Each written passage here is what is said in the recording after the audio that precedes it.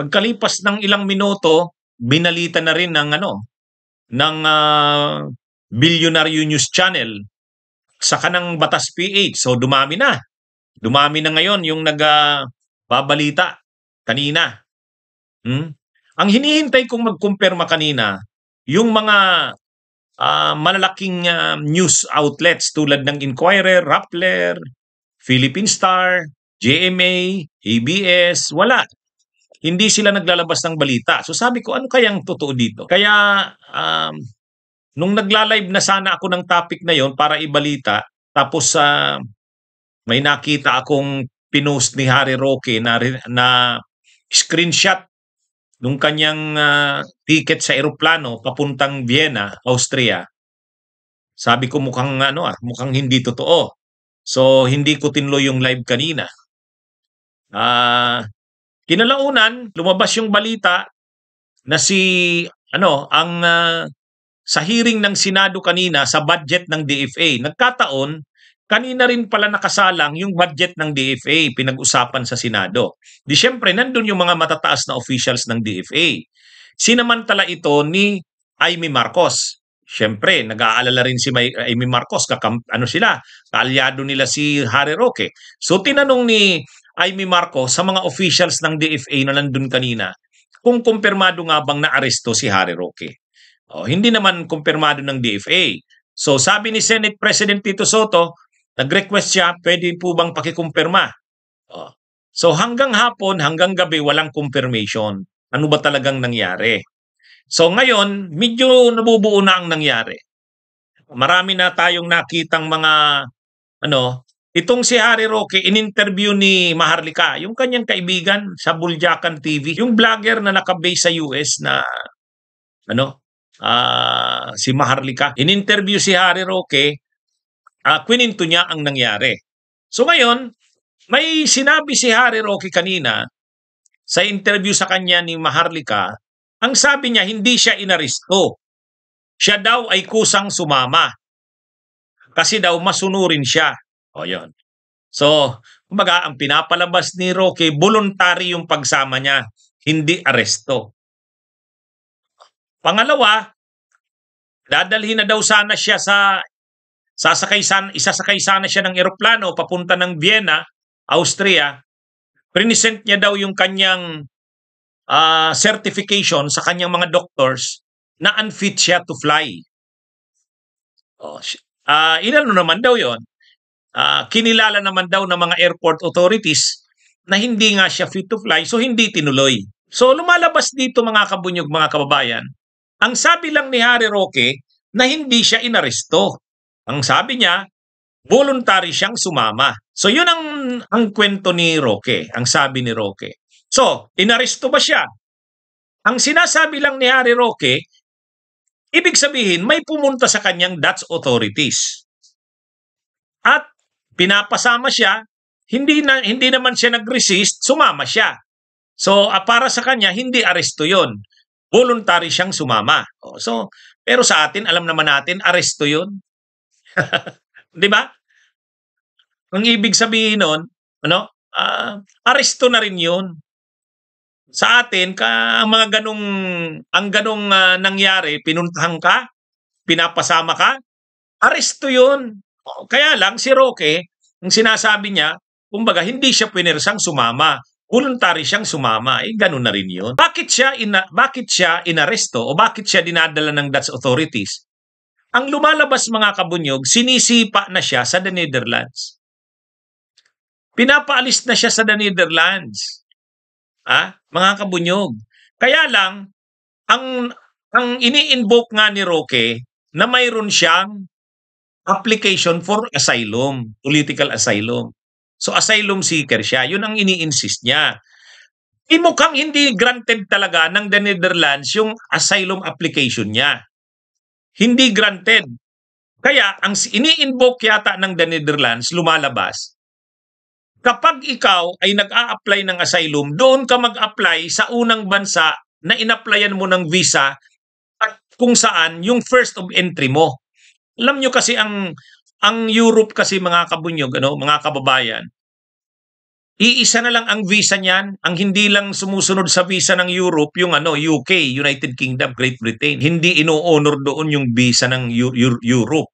Pero ang Europe, mayroon lang yan isang visa, Schengen visa. Schengen visa. Ngayon, ang magpa-process ng visa mo kung saan mo gusto mag-apply. O halimbawa, si Roque, siguro nakita niya mas madaling mag-apply sa Vienna, mas madali ang processing sa Austria. So sa Austrian embassy siya nag-apply. Binigyan naman siya ng Vienna, Austria, o ng Vienna. Binigyan siya ng Austria ng visa. Yung visa na yun na Schengen na in-issue ng Vienna ay ng Austria ay valid yan sa buong European Union. Kaya nakapunta siya ng the Netherlands. Valid naman yun, ino-honor yun. Kaya lang, dahil kansilado na ang passport niya, pinapabalik na siya kung saan siya sa Pilipinas. Pinapabalik na siya. Ini-invoke yata ni Roque yung asylum niya. Hindi naman siya granted ng asylum sa the Netherlands. So ang sabi ng the Netherlands, kung saan ka unang pumasok, doon ka pumunta, bumalik ka doon. So pinapabalik na siya sa Austria. Sa katunayan, ito mga kabunyogo, yan. Netherlands ordered me to return to Austria. Sa 1PH yan One News. Ano yon? Reliable na media outlet yan. At sabi ni Roque, Netherlands ordered me to return to Austria. So ibig sabihin, sinisipa na siya sa the Netherlands. Ang dali lang naman intindihin yan. Ibig sabihin, ayaw na sa kanya ng the Netherlands. Denied yung asylum niya. Kaya lang, sa European regulations, pag na-deny yung asylum mo, doon ka sa bansa na unang pinasukan mo. Ang unang pinasukan niya o nag-issue yata sa kanya ng visa, Austria. So doon siya. So sa Vienna siya pinapapunta. Kaya lang nung isasakay na siya sa eroplano, in-invoke niya na hindi siya pwedeng sumakay sa eroplano kasi unfit siya to fly. Yan naman ngayon yung in-invoke niya. Ang palusot niya, hindi siya pwedeng bumiyahe sa eroplano. Unfit siya. Syempre, yung mga airport authorities ayaw naman syempreng baka malagay sila sa alanganin kasi may medical certification siya na unfit to fly. Hindi siya pinasakay. Kaya pansamantala ngayon, nandun uli pa siya sa the Netherlands. Pero hindi na siya tatagal doon kasi inano na nga siya Pinapaalis na siya. Siya na mismo ang nagsabi niya, Netherlands ordered me to return to Austria.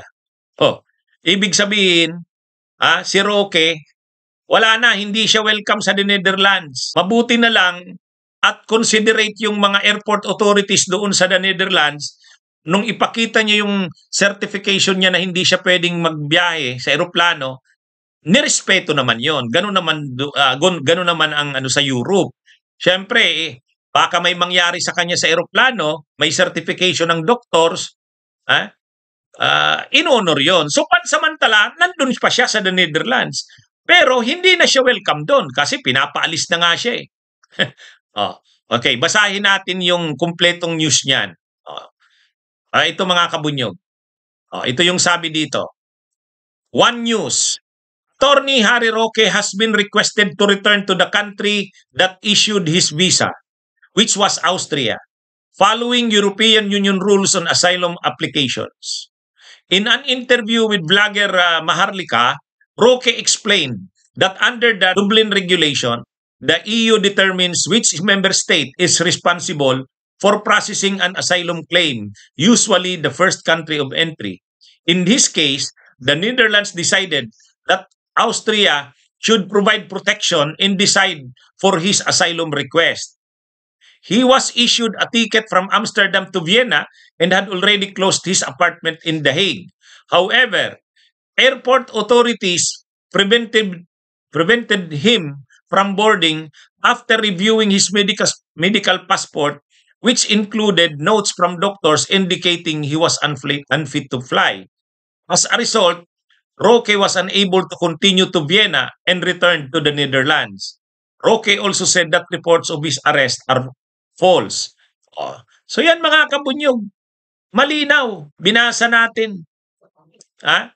Oh, ano pa bang masasabi natin diyan? 'Di ba malinaw yung balita na siya'y inaresto at ah, pinapaalis na sa the Netherlands ay totoo. Oh, 'di ba?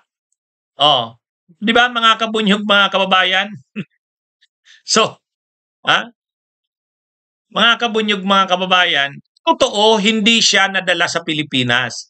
Hindi pa siya na-deport sa Pilipinas. Pero pasikip ng pasikip ang mundo niya. Ha? Pasikip ng pasikip ang mundo niya. Pinapalusot na lang ni Harry Roque na hindi siya inaresto. Kasi ang sabi niya nga, ah, ang sabi niya nga, ano daw siya, sumama naman siya. Oh, kumbaga voluntary yung pagsama niya, hindi yun arrest.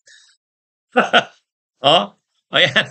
Pero kaya pala mayroon namang yung balit pala kanina, half truth, ibig sabihin hindi pa naman siya ipinapa-deport sa Pilipinas. Ang ginawa pa ng the Netherlands, denied yung kanyang political asylum application doon. Pinapapunta siya doon sa bansa na una siyang pumasok o kaya kung saan siya nag-apply ng visa niya. Oh, yan mga kabunyog, mga kababayan. Kumbaga, medyo considerate pa ang the Netherlands.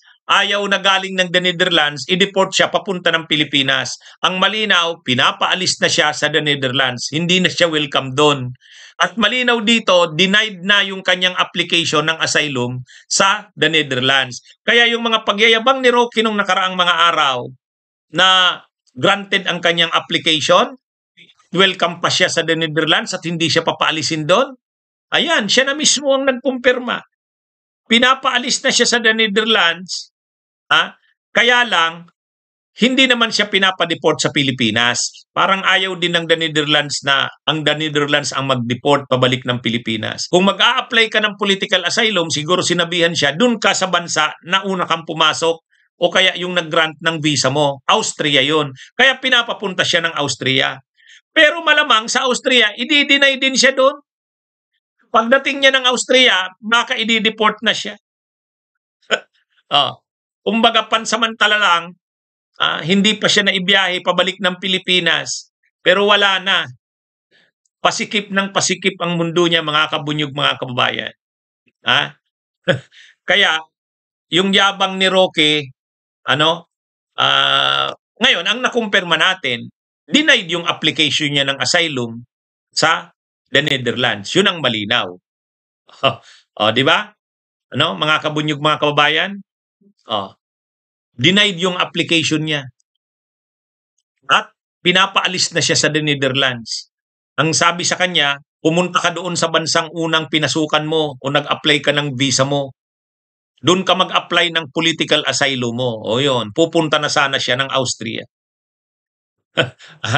Yan mga kabunyog, kaya lang nung sasakay na siya, pinakita niyo yung medical certificate, hindi siya pinasakay.